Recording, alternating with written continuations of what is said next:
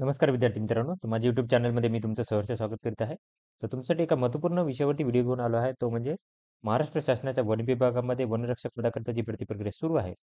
तर नागपूर विभागाकरता जे 21 आणि 22 तारखेला जो उशीर झाला होता त्यांच्याकडून, तर त्याच्यामुळे काय केलं, की ती प्रक्रिया जी आहे ती काय केली, की त्यांनी 4 तारखेला ठेवलेली आहे.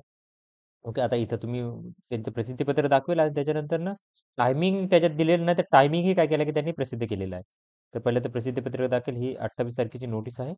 तर ज्या उमेदवारांनी अजून पण मेल केलेले नाहीत 21 आणि 22 चे किंवा कोणालाही करायचं असेल जे अब्सेंट होते वगैरे, वगैरे, तर त्यांनी recruitment 2023 dot Nagpur circle @gmail.com याच्यावरती मेल करायचा आहे तुम्हाला.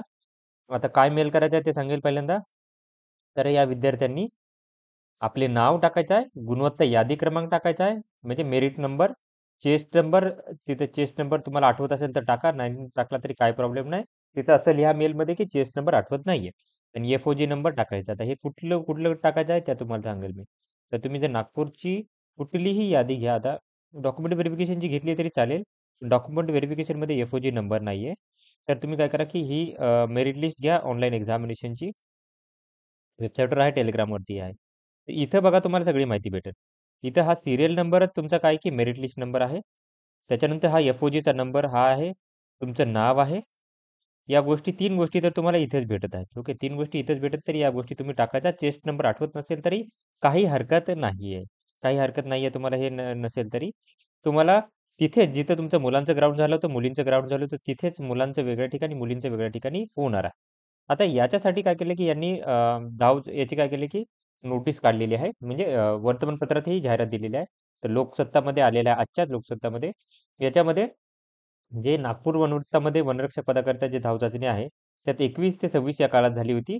त्यामुळे काही तांत्रिक कारणामुळे काय करण्यात आले होते, की ते 21 आणि 22 उशिरा सुरू झाली होती विद्यार्थ्यांची आणि त्याच्यामुळे विद्यार्थ्यांवरती विपरीत परिणाम झाला, अशी विद्यार्थ्यांचा समज आहे. आणि ते स्वतः धाव चाचणीसाठी पुन्हा सहभागी होऊ इच्छितात. म्हणजे कंपल्सरी नाहीये प्रत्येकाला. ज्याला जायचं आहे त्यांनी जायचं आहे, कंपल्सरी नाहीये. म्हणजे असं नाही की 21-22 सगळ्यांनी जायचं आहे. तुम्हाला वाटतं तुम्ही इम्प्रूव्ह करू शकता तर जा, अदरवाईज जाऊ नका. सीधा बात. स्ट्रेट फॉरवर्ड सांगायचं झालं तर.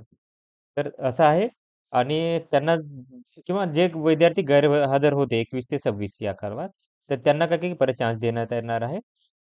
तर या उमेदवारांना 1/3/2024 म्हणजे आज रात्री 12 वाजेपर्यंत रिक्रुटमेंट 2023 नागपूर सर्कल @gmail.com याच्यावरती मेल करायचा आहे तुम्हाला. त्याच्यानंतर ना तुमचा अजिबात एंटरटेन केलं जाणार नाही आणि ही धाव चाचणी तुम्हाला 4/3/2024 रोजी सकाळी 6 ते संध्याकाळी 6 या वेळेत तुमची होणार आहे. ओके. यावेळेस तुमची होणार आहे. तर ही माहिती होती. तर अशाच महत्त्वपूर्ण अपडेट्ससाठी माझ्या चॅनलला सबस्क्राईब करा, व्हिडिओ लाईक करा आणि इन्फॉर्मेशन मित्रांसोबत शेअर करा. धन्यवाद.